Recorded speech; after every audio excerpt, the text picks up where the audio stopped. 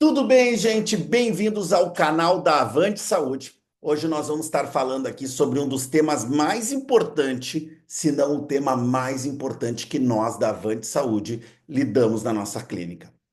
Eu sou o Jorge Mantesi, médico de família e comunidade, mestre em epidemiologia e doutorando em educação e saúde pela USP.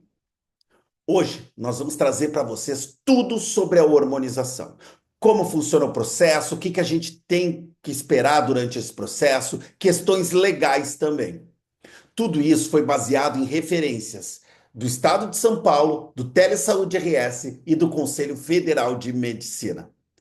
Gente, vamos lá, eu vou tomar a liberdade de já começar a compartilhar essa nossa apresentação para a gente estar falando sobre todo esse processo, sobre hormonização para as pessoas trans. Para nossa apresentação sobre como funciona esse processo, o que que acontece ao longo desse processo e tudo que a gente pode esperar durante esse caminho. É importante entender o que que é hormonização, que é muito fácil. Hoje é muito normal a gente falar a palavra hormonização, porque a hormonização funciona para os hormônios alinharem as características físicas da nossa identidade de gênero, mas hormonização a gente também ouve o pessoal que quer melhorar fisicamente, tem algumas vertentes da área médica que trabalham com questões de hormônio para melhor de desempenho, melhor estética e outras questões. Mesmo que não vamos entrar aí nessa discussão, mas existem várias áreas de hormonização. Então tomem cuidado, o que que vocês ouvem com um médico que trabalha com a questão do esporte, emagrecimento, e às vezes o que que a gente fala de uma questão muito mais profunda, que é a nossa identidade de gênero. Então, a hormonização é um tratamento médico que é fundamental para várias pessoas trans, que ela permite a gente desenvolver aquelas características sexuais secundárias que são alinhadas com a nossa identidade de gênero. E aí, os hormônios podem ser masculinizantes, que é o clássico a testosterona, ou feminilizantes, como estrógeno, progesterona e outros. E aí a gente pergunta, tá, mas quem pode fazer a hormonização?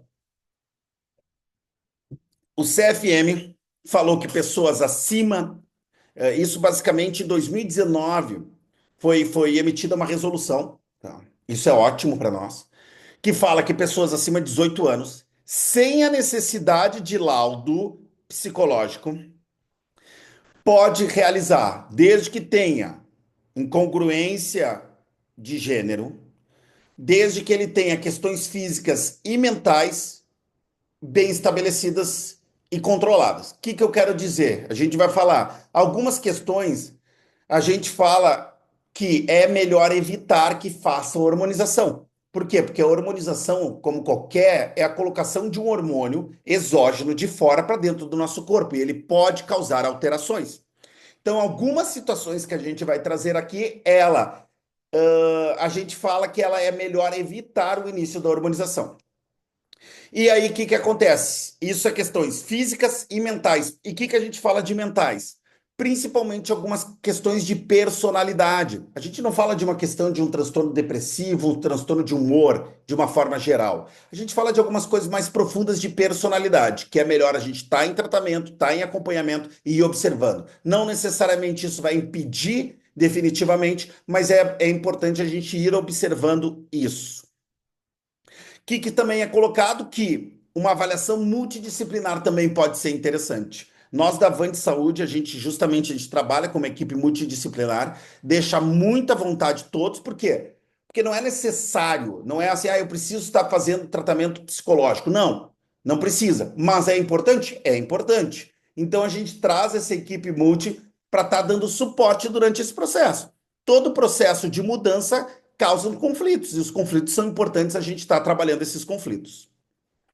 E aí a gente pergunta como é que é feita essa hormonização. Bom, a gente tem hormônios masculinizantes, que eu falei anteriormente, testosterona, e como é que eles são aplicados? Eles podem ser aplicados através injetáveis, cada 15 dias ou 21 dias, 2 ou 3 semanas, ou trimestral, depende qual que você está usando. Tem uma diferença de valores. Agora, para a gente colocar mais ou menos em valores, na data que esse vídeo está sendo gravado, que tem mudanças aí que a gente pode colocar, Uma ampola vai estar 50, 60, R$ 70 aí, uma ampola, que é quinzenal ou cada 3 semanas.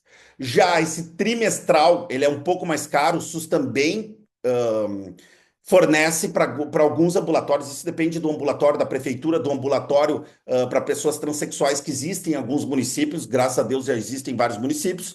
É importante dizer aí que ele vai estar beirando quase R$ 1.000 aí por trimestral para a gente dizer. Existe a questão do gel, que é o problema que tem que aplicar diariamente, o adesivo transdérmico, e existe também uma outra questão que está saindo cada vez mais, está sendo trabalhado cada vez mais, são os implantes hormonais, que também podem ser utilizados, que se coloca uma vez a cada 4 a 6 meses aí e fica mais tranquilo. Depois, os hormônios feminizantes para as mulheres trans, estrógeno, que pode ser via oral, transdérmica ou mesmo injetável. O Brasil é mais complicado, mas injetável também pode. E a gente tem o uso complementar que é indicado, antiandrogênicos, e às vezes a progesterona também pode ser utilizados em alguns casos. E aí a gente, bom, beleza. Então a gente viu qual que são as indicações acima de 18 anos, abaixo de 18 anos com autorização dos pais, mas acima dos 18 anos, incongruência de gênero, não tem nenhuma questão física e emocional para ser trabalhada. Ótimo.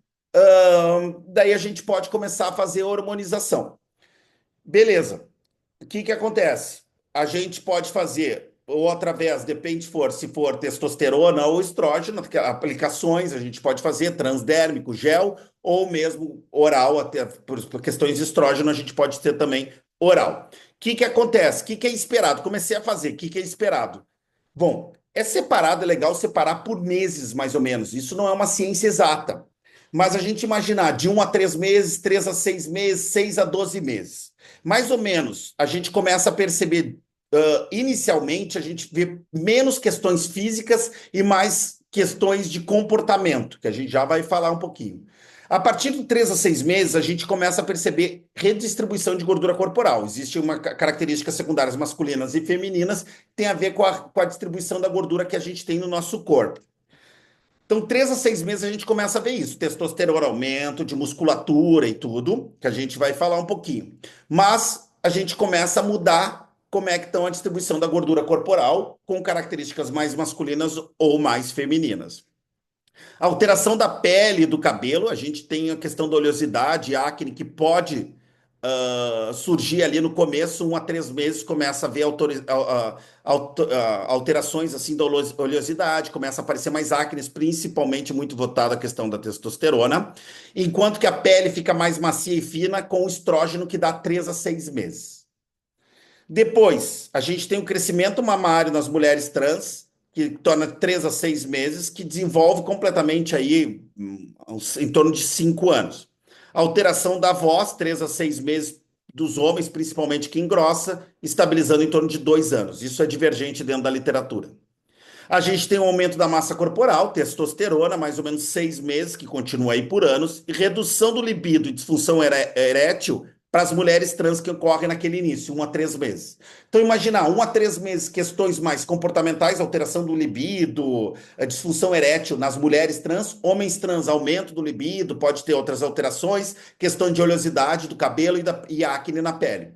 3 a 6 meses começam outras características maiores, crescimento mamário nas mulheres trans, questão do estrógeno até 5 anos, começando o engrossamento da voz dos homens, divergência na literatura, em torno de 3 a 6 meses, e a mais ou menos redistribuição do corpo 3 a 6 meses. Então, o que acontece? Início, esperar questões mais comportamentais, libido, principalmente isso. Questão dos pelos, tudo 3 a 6 meses começa a ter alteração do pelo, para uso de testosterona aumenta o pelo. Então, para ficar mais fácil de entender isso, para não ficar fazendo um chequezinho quando a gente começa a fazer uso de hormônio, para a gente ter uma ideia geral. Quer dizer o quê? Ó, 1 a 3 meses, tá? Eu não vou esperar tanta coisa do meu corpo, beleza?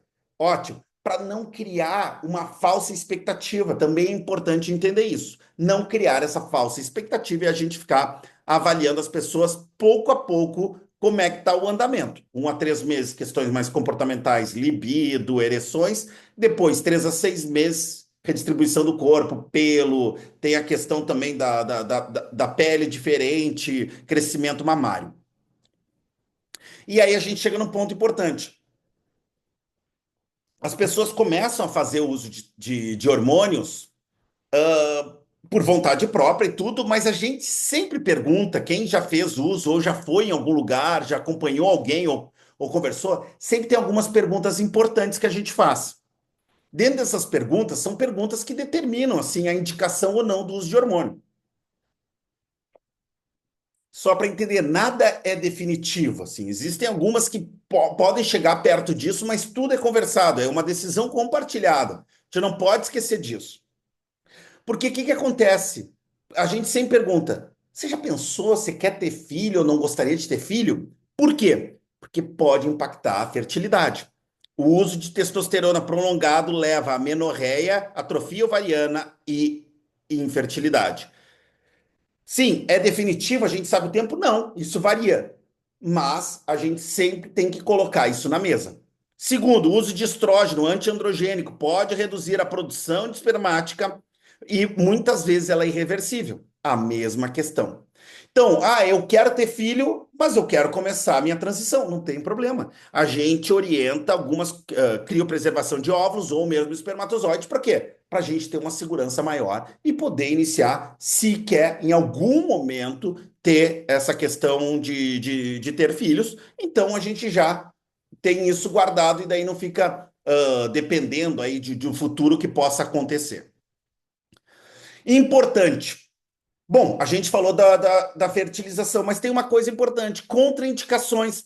E aí que tá. Eu conversei com vocês da contraindicações absolutas. Tem algumas relativas. Quer dizer o quê? Eu não posso usar, eu tenho incongruência, tenho acima de 18 anos, mas eu tenho uma história pessoal de trombose venosa profunda. Nessa, o hormônio pode piorar isso? Pode. E aí a gente sempre conversa, por quê? Porque isso aumenta o estrógeno, né? Aumenta o risco disso acontecer. Isso tem que ser conversado, gente. E isso é considerado uma contraindicação absoluta. Depois, eu tenho uma doença hepática grave. O que, que acontece? Os hormônios são metabolizados no fígado. Se eu já tenho uma hepatopatia, quer dizer o que? Uma doença do fígado, tem que tomar cuidado. O que, que acontece? Hipertensão, pessoa hipertensa que não está controlada. Tem história de câncer, hormônio dependente, né? De próstata ou mama, depende se for testosterona ou estrógeno que vai fazer uso, que também é contraindicado. E aí chega o ponto de quem vai. Quem participou, quem já passou por uma consulta de início de hormonização é super bacana, porque vê, todas essas perguntas estão fechando. A gente pergunta de fertilidade, a gente pergunta, tem história de tromboembolismo, você, sua família, já teve alguma vez no viagem de avião, ficou muito tempo parado, alguma coisa assim? Tromboembolismo pulmonar? Você cardiopatia ou mesmo doenças hepáticas, tem alguma história disso na tua família? Ou você tem hipertensão? A gente sempre afere a pressão, ou o paciente, de alguma forma, vai controlando essa pressão. Tem história de câncer, neoplasias, de próstata ou mesmo mamária na família? São perguntas que a gente faz em todas as consultas. Por quê? Justamente porque é uma contraindicação absoluta. E além disso, a gente solicita exames. Como são os exames laboratoriais? A gente não vê a função do fígado, a gente pede exames para ver o fígado. A gente pede exames para ver hemoglobina, para ver, vamos dizer, a densidade do sangue, a viscosidade do sangue. A gente também faz avaliação da pressão, tudo isso por essas questões. Depois, a gente tem contraindicações relativas. Que é o quê? Diabetes tipo 2. A gente não pede uma glicemia de jejum, que todo mundo, a gente pede. Para a gente não pede para o peso e altura das pessoas que começam, a gente pede peso e altura. Então, e ainda doenças autoimunes que pode ter envolvimento hormonal, que é uma coisa mais rara.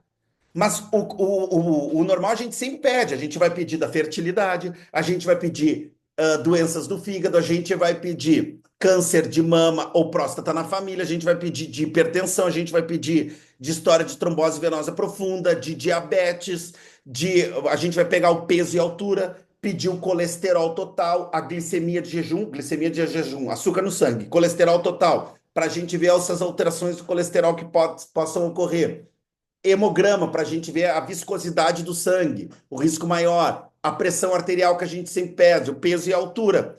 tudo isso vai se encaixando nas questões de contraindicações absolutas e relativas que a gente vê nesses pacientes que vão iniciar o tratamento com hormônio. Então, tudo isso vai. E além disso, o monitoramento que a gente faz a cada consulta é sempre envolvido essas questões, porque são as questões que o hormônio vai mexer. Bom, tudo que nós falamos aqui é baseado pelo Ministério da Saúde, a Diretriz de Atendimento Integral, o Conselho Federal de Medicina e a Secretaria Municipal de Saúde que criou o protocolo. Super bacana, tudo isso aqui que eu falei é referenciado. Sempre importante, qualquer início de hormonização, isso foi uma das missões da Avante Saúde, desburocratizar isso, trazer mais velocidade, facilidade nisso, porque isso para facilitar o acesso, gente. Ótimo municípios que tenham SUS e que tenham ambulatório, a gente fica extremamente feliz, mas aqueles que não têm merecem um atendimento de qualidade rápido, sem burocracia, justamente que existe isso. Sempre lembrando, atendimento recomendado, atendimento sempre médico, de qualidade, início da hormonização, o atendimento basicamente trimestral, a gente vai botar no início do tratamento, 3 meses, 6 meses, basicamente um ano ali. Depois desse primeiro ano, a gente pode passar a cada 6 meses ou uma vez a cada ano, depende de como vai o andamento das coisas. Que é justamente para isso. O hormônio traz mudanças, qualquer mudança causa conflito, causa alterações do corpo, alterações que a gente quer ver, e é fundamental você estar bem acompanhado para isso. Gente, espero que tenham gostado. É sempre importante contar com todos vocês aí. Essa é a nossa missão. A gente está levando um pouquinho de conhecimento do que a gente sabe. Qualquer dúvida, pode deixar nos comentários abaixo. E é isso aí. A Avante está aqui para auxiliar cada um de vocês. É sempre um prazer enorme estar aqui com vocês. Muito obrigado pelo tempo e um ótimo dia.